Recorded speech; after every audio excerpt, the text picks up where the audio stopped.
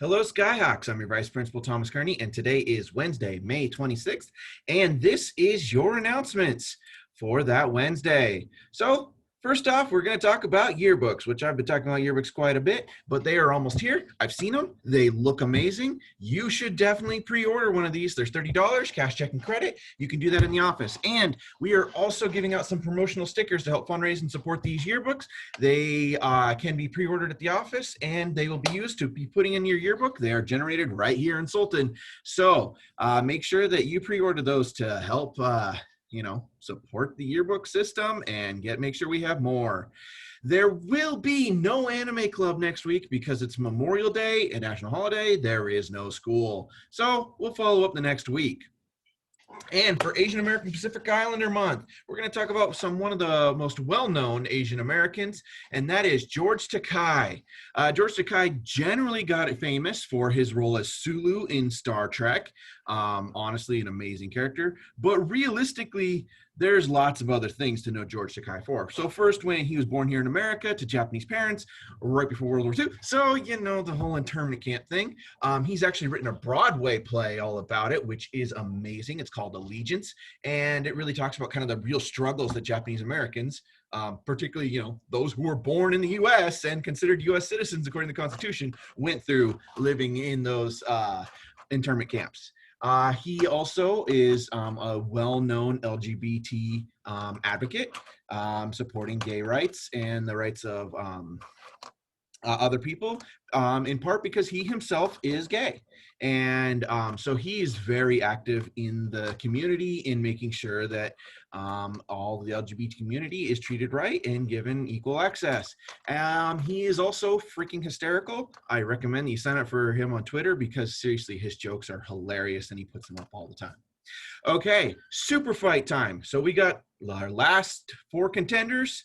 Our first matchup, we've got the Flash versus Storm. Flash, you know him, super speed, but like super speed to the point of ridiculousness. Like he can sometimes travel through time. He can move so fast. He can phase his body so that he can pass through objects because his cells vibrate. And he can cause like attacks just based on his speed, like sonic booms and all that stuff. Honestly, doesn't seem to be an upper limit on his speed when he's super committed. And Storm of the X-Men, considered an Omega level mutant, she controls the weather, she can create weather, and she can literally alter the weather patterns of the planet. So any extreme weather condition that you can imagine, so intense hail the size of basketballs, lightning, storms, hurricanes, tornadoes, she can create and she can control. While she can't actually fly herself, she uses wind to do so, and she can stay above the orbit. She has the power to actually literally destroy the Earth if she so chose and really let loose. Obviously, she's a good guy. She ain't doing that. Okay. Our next matchup is the Powerpuff Girls versus Shazam. So the Powerpuff Girls are basically 3 little Supermans.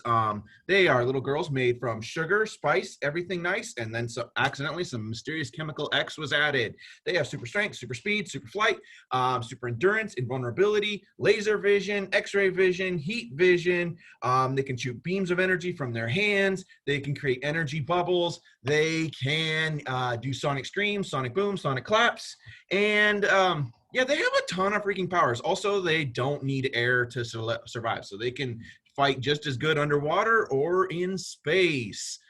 They do have one huge weakness, though. They are terrified of cooties. So, yeah, that's a big problem. And then on the other hand, we have Shazam.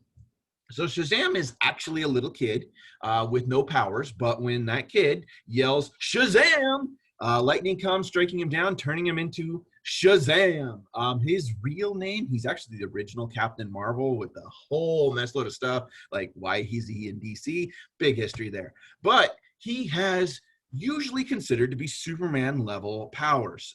He actually is one of the few people in the DC universe that can be considered a rival to Superman.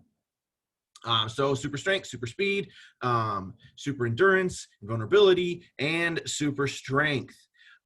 He also gets the ability to control lightning through his Shazam powers and blessing by Zeus. He has heightened senses, and he actually He has the wisdom of Solomon, so he's supposed to be very smart, but honestly, he usually behaves like a child, so you don't get to see that very much, but he's there. And his biggest, largest weakness is seriously that he behaves like a child half the time and goofs off rather than actually doing anything. Figured this is a good matchup because there's two children with immense Superman level powers. So who's going to win in this batch? You let me know. And the votes below, you all have a great, great day.